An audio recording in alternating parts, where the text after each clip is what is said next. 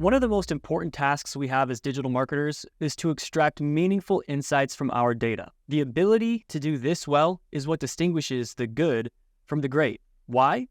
Because our jobs as managers is not only to achieve performance, but also to interpret and explain that data to others. Consider this.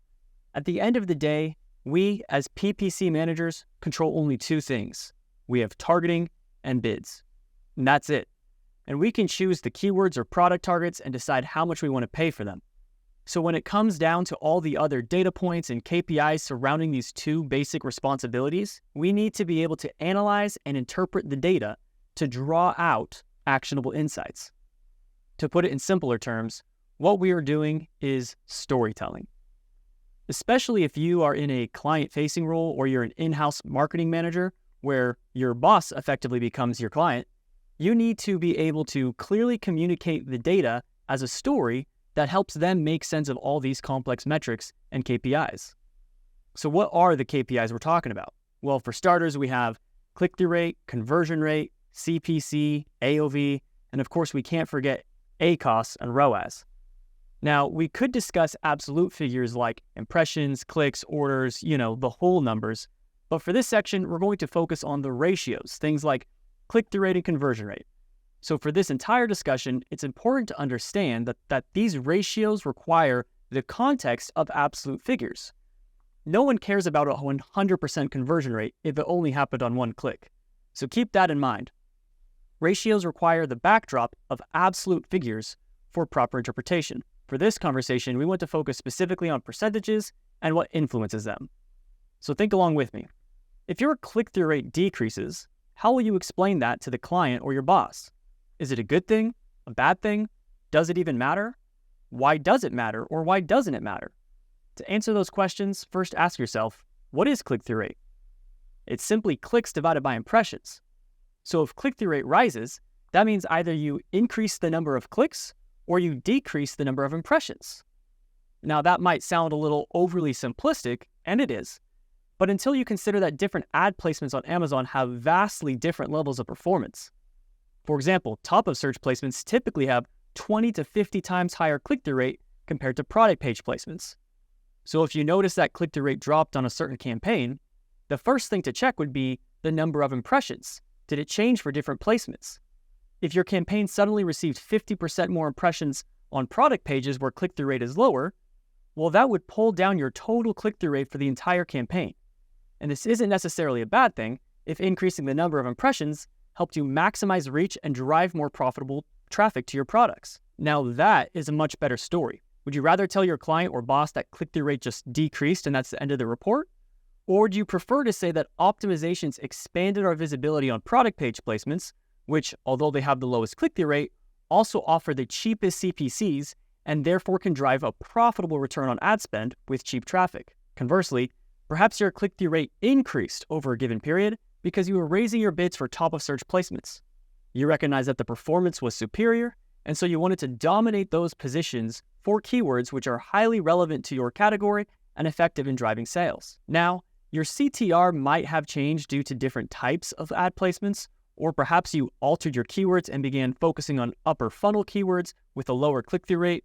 In the latter example, you would again have to observe your overall click-through rate declining as you expanded your impressions to reach a broader audience on Amazon. Interpreting data in this way tells a complete story and better explains performance to whoever needs to understand what's happening with their media investment. Does that make sense? All right, let's take a deeper look at how to paint a picture that tells a story by critically analyzing data.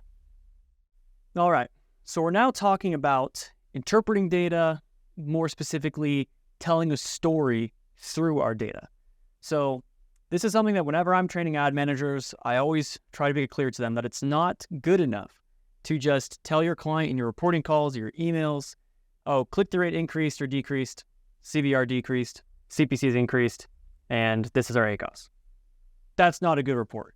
The clients need a story, or your boss, your manager, whoever's paying for the media spend needs more information for what exactly is going on here. So just as a quick frame of reference, and I'll put some notes over here. So what I like to tell my managers is always be sure to include the what, the why and the so what. It's a little bit of an XYZ formula. So we want to say what exactly happened, click-through rates, conversion rates went up or down. Why did it happen? And that's the part that we're going to be talking about on this lesson. Basically figuring out why are these figures moving in the way that they're moving. And then, so what? Essentially, what are the next steps? What's the main observation? What's the diagnosis? What should we be doing now? So let's start off by talking about click-through rate. And for all of these metrics, I'm going to be talking a bit more conceptually about them. Not so much talking about the console itself, but just trying to get us to have a deep understanding of what we're looking at here. So when it comes to click-through rates, I like to think of click-through rates as the metric of first impressions. So we talk about, how good of an impression did you leave on someone? What was your first impression of that person? I like to think of click-through rates as essentially the metric that rates that first impression of our products. So customers first see your ad for the very first time. A really high click-through rate would mean, hey, we're leaving a really good impression. That's piquing people's interest. It's drawing their attention. It's causing them to click through it.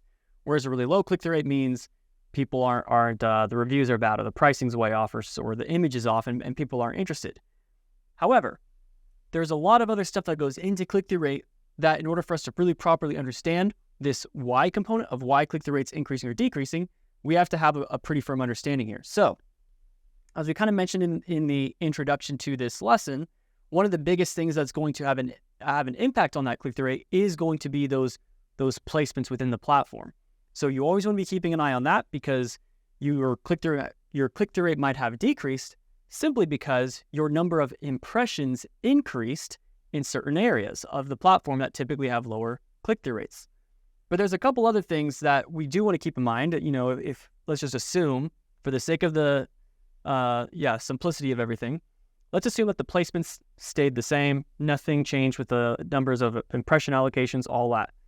If your impressions everywhere on the platform and all of the placements stay the same, why might your click-through rate increase or decrease? Usually, because this is just that first impression of the product, it's going to be everything that happens when your product is appearing in the search page or on the on product pages. But we're going to have your main image, your title, ratings or reviews, price of the product, and of course, competition. Competition is often overlooked. Maybe you previously had a really good click-through rate, and suddenly one of your competitors is running a lightning deal or doing something crazy with their discounts, and suddenly your click-through rate decreased because comparatively to other products out there, they were just winning the attention of the customers. But these are the primary items that are displaying your product and creating that first impression. I do think it's kind of interesting or coincidence that we're calling this the metric of first impressions, because that's how we think of, what kind of impression are we leaving, but also the metric that we're actually also calculating is impressions in all of this. So it works out well. But as we're looking at these are essentially what's going to make a big impact. Now, you can also factor in there the keywords, because perhaps your click-through rates are moving around as if you're getting a lot more traffic from less relevant keywords and or keywords that are higher up the funnel, that could all have an influence here. But assuming all of that stays the same, these are going to be the primary issues that are impacting the click-through rates. So that would mean if your keywords aren't changing, but you're saying within that one keyword, click-through rates rising up or down, it's usually going to be happening because of what's on the product, those first things that the customers are seeing when they come to it. So now when we talk about conversion rates, I like to think of conversion rate as, I call this kind of the closer. So this would be like first impressions. Maybe I should actually write these up here. So we can say here, and hopefully you guys can see this when I write it really small. First impressions. It's the metric of first impressions, conversion rate. I like to call this one the closer. Essentially, how good of a job is your product doing at closing the deal, closing the sale? This is kind of like your salesman. If this is the guy who's generating your leads, this is your guy who's generating the sales and actually driving your business. So with conversion rate, the main thing that we have to keep in mind here is just like how click-through rates were largely determined by the actual type of impressions that we're driving, whether it's from certain keywords or certain placements, with conversion rates, because it's clicks divided or orders divided by clicks, a big factor in conversion rate performance is going to be what types of clicks are we driving to the product. So when we're looking at that, again, it comes down to the stages of the funnel. So you might see those conversion rates increasing or decreasing depending on the type of clicks that could happen at, and we always call them tofu, mofu, bofu, but that's our top of funnel, middle of funnel, and bottom of funnel. And what these funnel stages represent, if you're not familiar, are essentially where the customer is at during their search journey. So if I sell, performance tennis rackets, and someone is searching for specifically performance tennis rackets, then they are very, or maybe they're just saying they're looking for best performance tennis rackets to buy. They're very likely ready to purchase that tennis racket. Whereas if someone's just searching for tennis equipment, that might be considered more middle of funnel. They're not necessarily looking for a racket, but they're certainly in the market shopping around, trying to see what kind of tennis equipment they might want, they might be interested in. And then top of funnel will be someone who's a keyword that's much less relevant, but perhaps something like someone's just looking for sports equipment or outdoors or outdoor fun games, and you're selling a tennis racket. So depending on where the customer is during their journey, obviously if someone's just looking for outdoor fun games and they see a tennis racket, they might convert. We're not saying it's a bad keyword. We still want these top of funnel tactics because they're going to be driving a lot of clicks and driving sales. But you would expect to see that the conversion rate here is going to be much lower compared to someone who is actively searching for a performance tennis racket. So when you're seeing your conversion rates for a total campaign or a total account drifting upwards and downwards, you'll want to try to zone in on, okay, did the stages of the funnel keywords, maybe the only reason, we didn't really have any problems with conversion with the product itself. The only issue is that more traffic was coming from the top of funnel keywords compared to the bottom because we were driving more traffic, which is, not always a bad thing, but we were driving more traffic. We were getting more impressions, more clicks. It just happened to be traffic that was higher up the funnel, which ultimately led to lower conversion rates because, it's orders divided by clicks. Clicks are on that denominator there. So if we get a ton of clicks down here, that will, by virtue of math, lower the conversion rate. So it's not always necessarily a bad thing if conversion rate's coming down, if it's for that reason of growing total traffic and climbing our way up the funnel. Something else to keep in mind too is this bottom of funnel. We can sometimes separate this out as kind of break this down into two types of bottom of funnel. We have brand versus non-brand, which if I sell, my brand's called Stevens Tennis Rackets, and if someone's typing Stevens Tennis Rackets, that'd be considered super bottom of funnel. Some even put it into a separate category of just being brand. But brand or non-brand. Non-brand could cover everything else in the funnel. Brand is at least in the bottom of funnel, but the bottom of funnel, some people might separate that into a non-brand bottom of funnel versus a branded bottom of funnel. Point being, this is another big reason why your conversion rate might change, even just the brand non-brand spend splits. And this is particularly true for accounts that do have good brand recognition. If you're selling a bit more of a generic product and a bit more of a commoditized product, and you don't have people actively searching for your brand, and that's not a big portion of your sales volume, then this will probably not matter as much to your conversion rates. But if you are a brand that has pretty good search volume for your brand specifically, that's going to be a big influence on your conversion rates, as we've seen it over and over and over again, where we'll see from one month to the next, conversion rates drops 10, 15, 20%. And it's like, what's going on? Why are conversion rates tanking? And it's simply because the amount of branded search volume that was coming through decreased. And so the larger allocation of clicks was coming from non-brand keywords, from middle of funnel keywords. And so it was proportionally applying more clicks from this type of traffic that was pulling down the conversion rate from a total performance level. However, none of this is meant to take away from what is perhaps the most important item and that goes into conversion rate, which is obviously just the strength of your product. How good is your product itself? And similar to with click-through rate, your competitors. So strength of your product, competitor strength. We can separate these out a little bit here. if your product goes on, and it's going to be a lot of these similar things from click-through rate. It's going to be the price, the ratings, all these items. If your product is on discount or on deal, obviously your conversion rates are going to go up. But this is slightly different because typically I think when people are thinking about conversion rates, they're usually thinking about that metric, the closer. How strong are you at closing a deal after you get someone in the door? When we're looking at the product itself, there's a lot of things that are going to go into that product. It is going to be the price, the ratings, the number of reviews, the quality of your images, how detailed your descriptions are to actually tell the customer what they're getting. All of that's going to be the strength of what kind of determines your base conversion rate for a product. So if you have a really crappy product that's priced extremely high and there's a lot of competitors who just frankly have better products at a better price, you're probably going to have like a 1% conversion rate. And vice versa, if you've got one of the best products out there with the most reviews, the most competitive price, you could be getting a 20 to 30% conversion rate on non-brand search. We've seen that happen. So this is going to give you essentially the core conversion rate, but the fluctuations of that current conversion rate from day to day, from week to week, if you're not making any changes if your product hasn't changed prices over the course of the last 2 weeks, or your reviews and images didn't change, and your competition didn't do anything different, this is where we're trying to talk about where the influences are coming in on that conversion rate.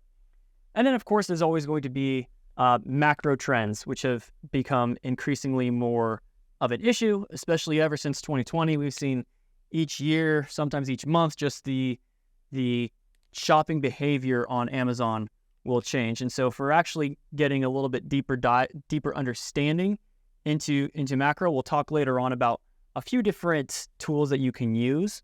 One of them was that we've been using lately it's called the AMX 500. We'll provide some links to it, but you can see the kind of over hundreds of Amazon accounts, what is the direction of conversion rates from month to month. So if you do see that the conversion rates fell from one month to the next, and you quickly cross-reference those other tools, you can see, it was just a market thing. It was just a slower month for sales.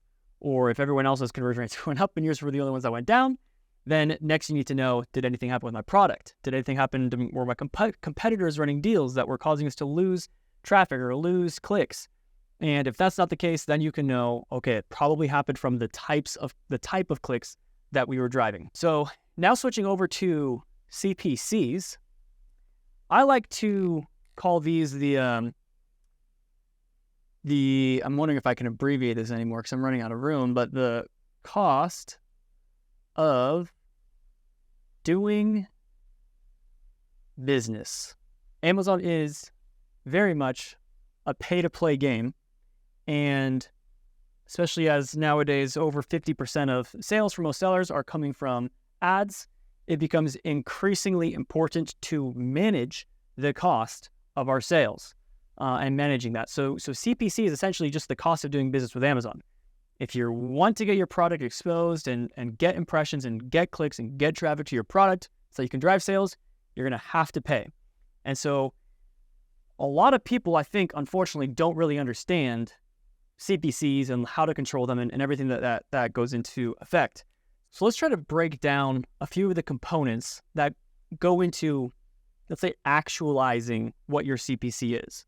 So we're going to have obviously your max bid. And I'm going to attempt to make a Venn diagram of sorts. Obviously, whatever you put your bid in is going to have a big influence on what your CPC is. You're telling Amazon, essentially, what is the maximum I will let you charge me for a click? And so you're going to have that max bid. And for the sake of this, it's not just the keyword bid that you're entering, but we're also going to be including with this if you have dynamic bidding turned on, so you have up and down turned on, or you're using placements to increase your bids for top of search, etc. We're going to say all of that is going into this max bid, but basically the permission that you've given Amazon to get you up to a certain level of a CPC.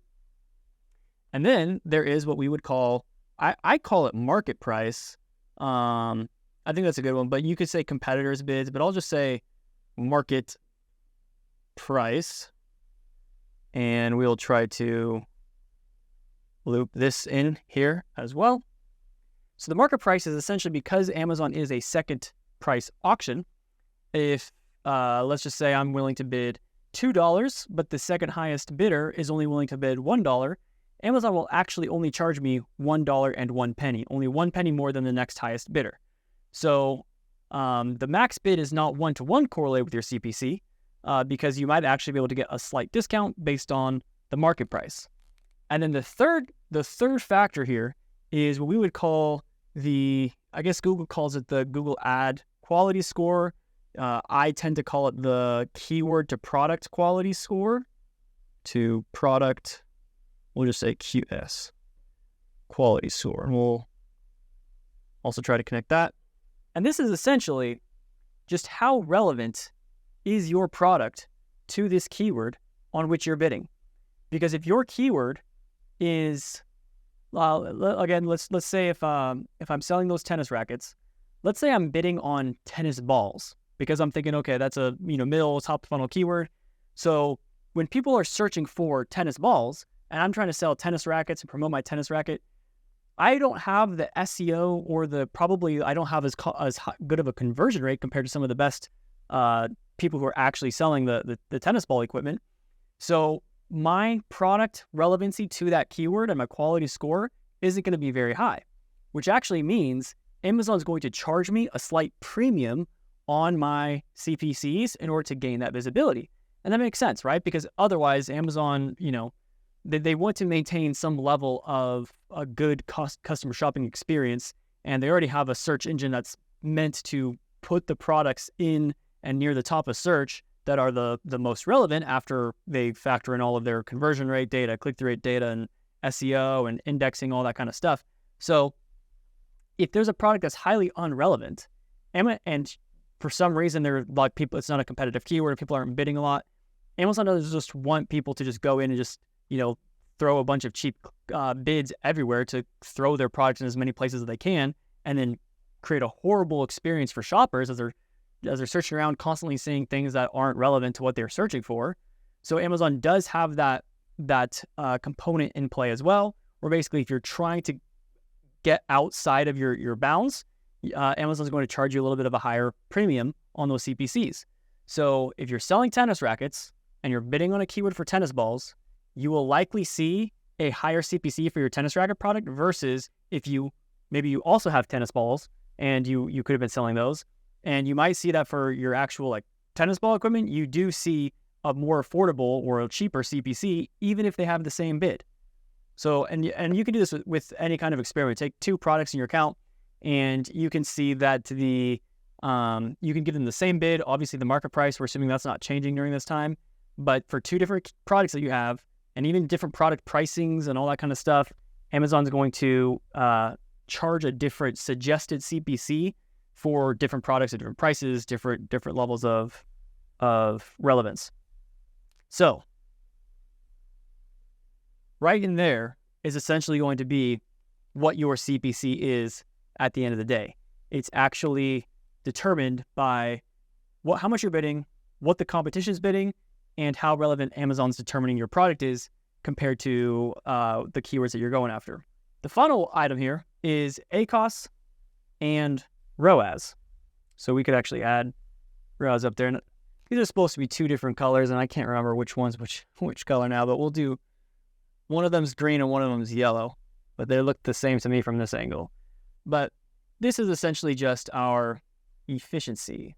And I'm not going to go too in-depth about this, partially because I'm being run off the screen right now by all of my writing, and also partially because we have another lesson on this metric in particular where we will do a very deep dive. So just to recap, your ACOS here is primarily just going to be driven by that conversion rate and that CPC, which is kind of interesting to see, right? Because, everything else here with click-through rates, conversion rates, there's a lot of issues that are going on here. What stage of the funnel are you in? What's going on with the product itself?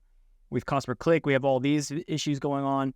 And when it comes to ACOS, we don't really have any of these as primary influences on ACOS or ROAS. It's really just conversion rate and CPC.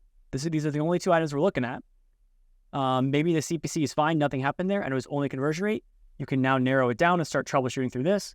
Or maybe vice versa, maybe conversion rate stayed fine the whole time. It was only the CPCs that changed. And now you can start looking at these and seeing what happened there. But the whole point of this, coming back to the storytelling side of the what, why, and so what. Do I need to come down here to be seen? Just kidding. The what, why, and so what is going to allow you to tell a much better story. So you're not just telling your client or your boss, yeah, ACOS went up 40%. That's the end of it. You can say what happened. ACOS went up 40%. Why? Because either conversion rates were increasing or decreasing as we were going after different stages of the funnel. Our cost per click maybe increased as well as we were climbing up in the funnel. We were seeing that our keyword relevance wasn't as strong for those upper funnel keywords. And so now you have a story why the ACOS is changing. And then the most important part now is the so what. You can actually come to your boss or your client with a formal recommendation.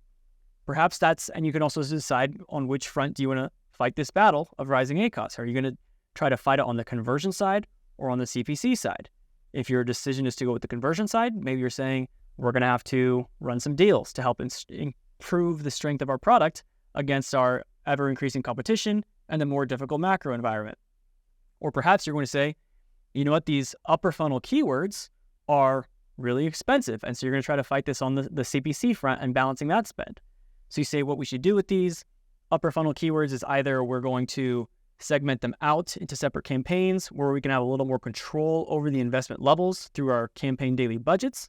So at least the kind of total cost for the overall business, the rate of our CPCs here on these certain keywords, we're going to kind of limit that impact to the overall business.